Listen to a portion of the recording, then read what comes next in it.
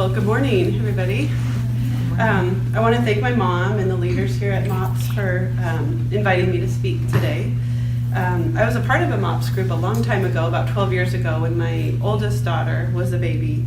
And I have really fond memories of that time, of just the food and the friendship and the fun that we had, just supporting each other. And I can remember various speakers coming to speak at MOPS, and they spoke about things that they loved, like scrapbooking and scheduling and safety, healthy cooking. I learned so much just at a time when I really needed it. But the speaker I remember the best was a woman who came to speak about her first husband dying and leaving her with her small children when they were very little. And she shared about the trials that her and her family went through. And she shared about the God she loved, pulling her and her family through that trial. Her story drew us all in. And when I saw your theme for the year, Free Indeed, and then the subtitle, Let Love Be the Loudest Voice, I knew what God wanted me to share. He wanted me to share about how He has helped me to get back to my first love. So in Revelations chapter 2, verse 4, it says, the Bible tells us, Nevertheless, I have this against you, that you have left your first love. I'm so guilty of saying things like, I love Oreos, or I love cats. Or my kids would say, they hear me say, I love Butterfingers. But those are not my first love. So before I go any further, I would like to pray. Lord, thank you so much for this opportunity to come and share what you have done in my life. Thank you for each of these beautiful women here and their heart for you and their heart for their children and their families, Lord. I want to pray specifically, though, for the family I just heard about today that's hurting so badly, the foster family dealing with loss. And as you know, it's National Adoption Month, and my heart just goes out to all of those hurting children that are waiting for families or that are already in families, Lord, that are just hurting and need a special touch from you, Lord, a special healing and a filling and a reminder that they are no longer orphans. They never were, because you are their Father. And I just pray that our hearts and our minds would be open to you today. We pray this in your name. Amen. Okay, so the verse I'm focusing on is 1 John 4:18. It says, there is no fear in love, but perfect love casts out fear, because fear involves torment, but he who fears has not been made perfect in love. So for years, I read that 1 John 4:18 verse, and I felt condemnation. Doesn't make sense, but that's what I felt. I so badly wanted relief from fear, to stop the train wreck of thoughts that hijacked my peace, the endless, uncontrolled thoughts that ran wild, what-if type thoughts, hopeless thoughts, irrational thoughts. So when I finally came across 1 John 4:18, I saw it as an answer to my problem of fear. But the problem was I didn't seek wisdom through studying the verse with God's heart. I didn't ask the Holy Spirit to reveal to me the true meaning of the verse. As a result, Satan took and twisted the verse so that I saw it through my own lens. For years, I read the verse as saying I had fear because I didn't love God enough. If only I had perfect love for God, then my fear would be cast out. I so wanted my fear cast out. I so longed to be free from the crippling weight of my fear. The problem was my interpretation of God's answer to fear relied solely on me. I needed to love God better. I needed to muster up the kind of love he was seeking from me. But how? How could I love God perfectly? Well, when trying to love in my own strength, the only way was through performance. So I worked really hard to love God. My actions and attempts at loving God included teaching Sunday school, taking care of my kids, giving them lots of opportunities, striving to keep a clean house, cooking healthy meals, basically pouring my all into my family. None of those are bad things, but it was my heart that was wrong. My purpose was to work for God's love. I did pray. I had to pray. I failed so often to love that I was regularly asking God to forgive me. Nights of crying in my bed, God, I'm so sorry I didn't love my family well today. I'm sorry I blew up in anger again today. I'm sorry I just couldn't keep it all together again today. So collapsing into exhaustion, I'd sleep just to wake again the next day and repeat the same pattern all over again. My own total misconception of God, the role he wanted me to play, and many out of my control situations kept me in this cycle of keeping me the focal point, try hard, fail, keep me the focal point, try harder, fail harder, repeat. Kathy Dickinson, the author of Taming the Giants, writes, "It is understanding that God is concerned about your life and that he loves you very much. His love is perfect, and his one goal is to keep you from being afraid by giving you a sound mind." 2 Timothy 1:7 states, "For God has not given us a spirit of fear, but of power and of love and of a sound mind." So it was fear that was motivating and fueling this cycle I was in, fear of losing control. When you are certain you are holding it all together, fear is a natural response. You know your shortcomings and failures. You know your weaknesses. You know your own inability to keep control over situations. In my life and in the life of my family, there seemed to be one situation after another which I just could not control. An unpredictable home life as a kid with eventual divorce of my parents, a body with a chronic, ultra-rare, life-threatening disease too risky to get pregnant, failed adoption possibilities early on, children who are drug and alcohol affected with unpredictable behavior, fluctuating blood test results indicating continued disease activity, multiple surgeries and illnesses, and a melanoma diagnosis 2 times. We each have our ongoing lists of circumstances, people, or relationships which are out of our control. I know my list may be unique to me, but we each have our lists. Yours may include deaths, illnesses, divorces, unemployment, unjust treatment, or addiction. Whatever your list includes, it's real, it's hard, it's able to knock you off your feet, and it's out of your control. Not understanding God and his love for me, a wrong understanding of the power I thought I held, along with a deep fear of losing control of already out of control situations, led to depression, anger, anxiety, worry, fear, discouragement, and a constant barrage of guilt. For years, I seemed to be in a holding pattern. I didn't stray. I didn't turn my back on the Lord. I didn't fully give myself to my selfish heart, but there was no fruit coming from my life. Isaiah chapter 40, verse 31 states, "But those who hope in the Lord will renew their strength. They will soar on wings like eagles. They will run and not grow weary, and they will walk and not grow faint." But I wasn't running my race, and I definitely was not soaring like the eagles. I was simply walking.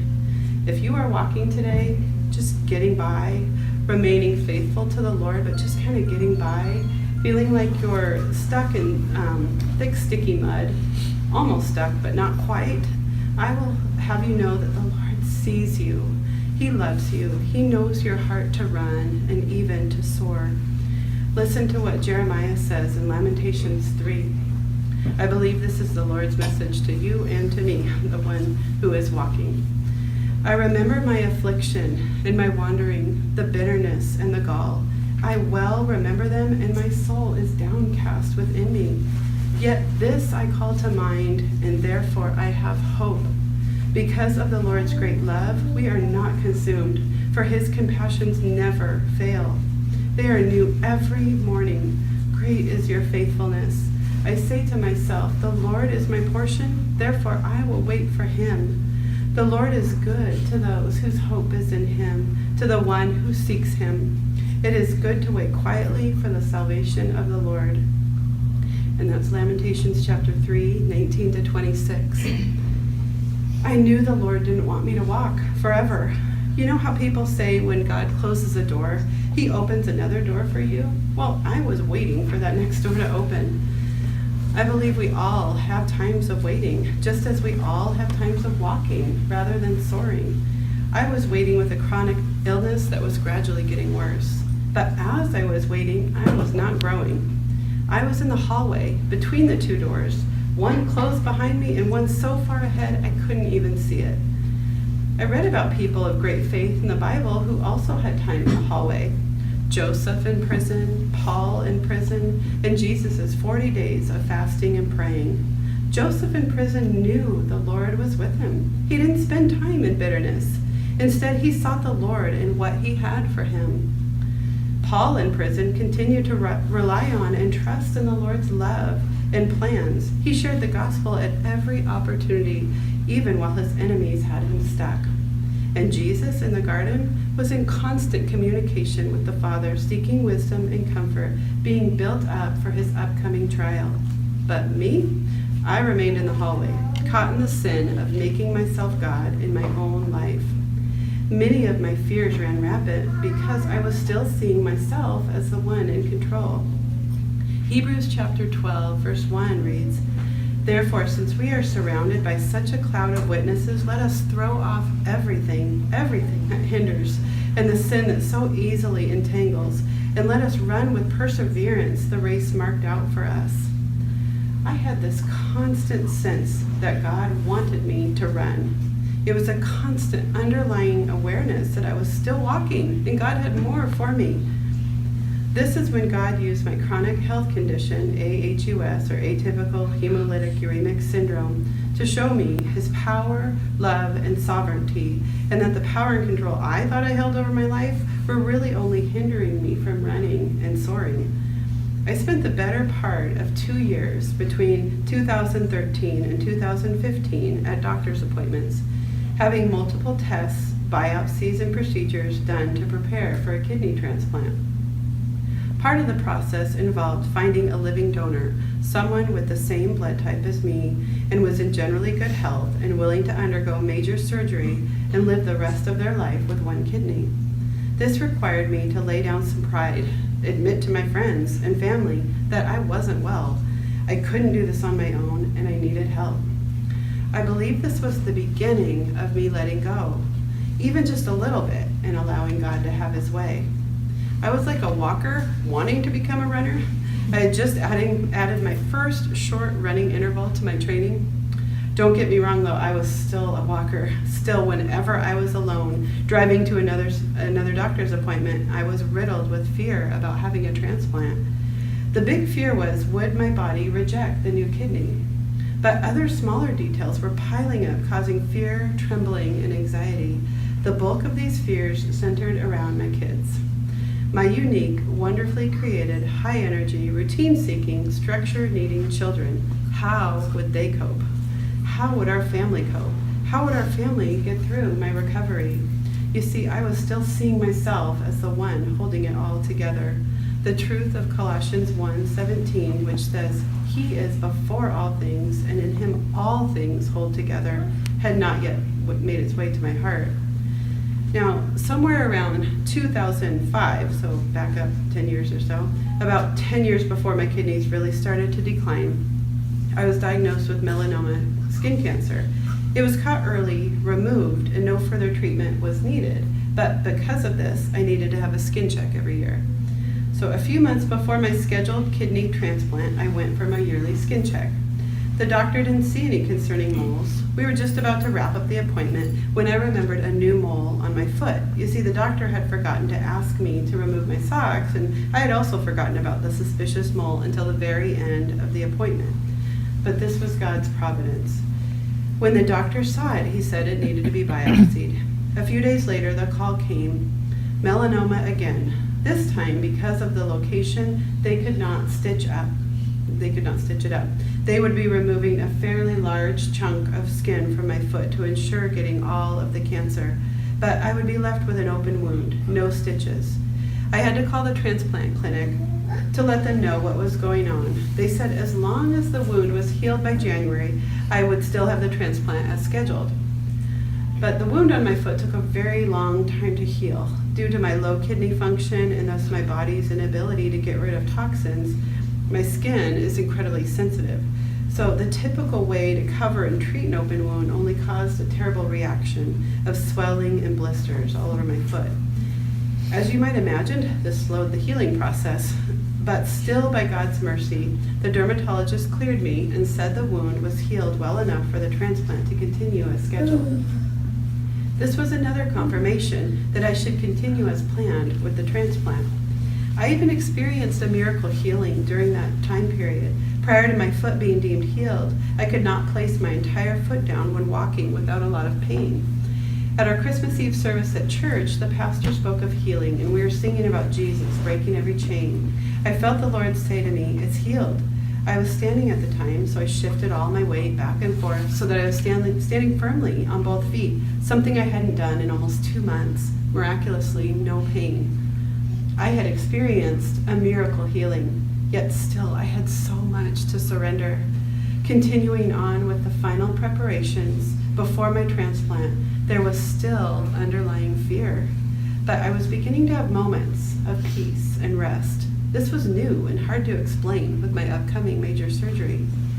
But God still had plans to bring me into further freedom. His next lesson came in the form of a phone call.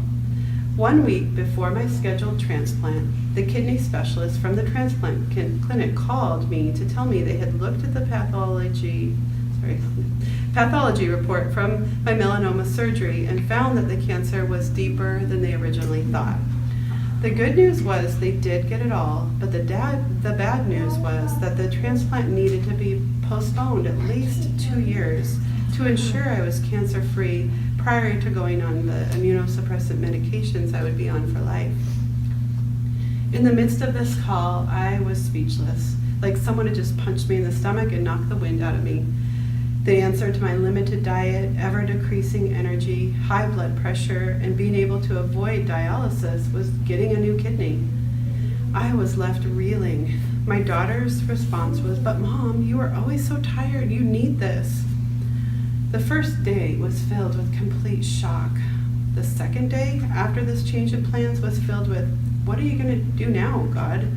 This change in plans was clearly not human planned. Every doctor I was in contact with, which was about 4 at the time, all agreed that the transplant was the next step. But God, how many good stories do we all know that continue on with those beautiful words, "But God"? I had this strange, unfamiliar feeling. I felt like I should be afraid. I should be in a panic. I should be frantically wondering what was going to happen. But instead, I was experiencing a knowing that God was in control. You see, He always had been, but I had been so focused on me and what I could do about my situation that it required God to swoop in and show Himself all-powerful, all-sovereign, almighty, for me to finally understand His greatness. All the worry and what-ifs were gone. Wondering, what if I made a wrong decision? What if I failed? What if my husband or my daughters failed? No longer did these thoughts consume me, because if the all-sovereign God can, with one phone call, change all the plans of many men accordance with His will, what did I have to worry about? The cancellation of my kidney transplant surprisingly left me with the knowledge that my God was in control. My God was holding me. My God loved me. Finally, the 1 John 4:18 verse had made its way to my heart. There is no fear in love, but perfect love casts out fear, because fear involves torment, but he who fears has not been made perfect in love. No fear in love. No fear in love. No fear in love. My God had shown me His deep love for me through His power. I was finally resting in the knowledge that He is my Father and I am His daughter. When you are the daughter of the Almighty, what do you have to fear? In his book, Goliath Must Fall, Louis Giglio clears up our thinking and understanding of the story of David and Goliath. Typically, we read that story or have it taught to us in such a way that makes us believe that we are David. We can fight our giants of fear, anxiety, and need for control. All David needed was a sling and a stone. So we see we don't need anything fancy to fight our giants. But in the story of David and Goliath, we are not David. Jesus is David. Jesus fights our giants. In fact, Jesus fought our giants when He became our perfect sacrifice, dying on the cross. That day, as Jesus, perfect Son of God, took His final breath, your giants came crashing down. no longer holding the power to defeat you. Jesus fights for you. 2 Chronicles 32, verse 8 says, with him is only the arm of flesh, but with us is the Lord our God, to help us and to fight our battles. Joshua chapter 23, verse 9 through 10 says, the Lord has driven out before you great and powerful nations. To this day, no one has been able to withstand you.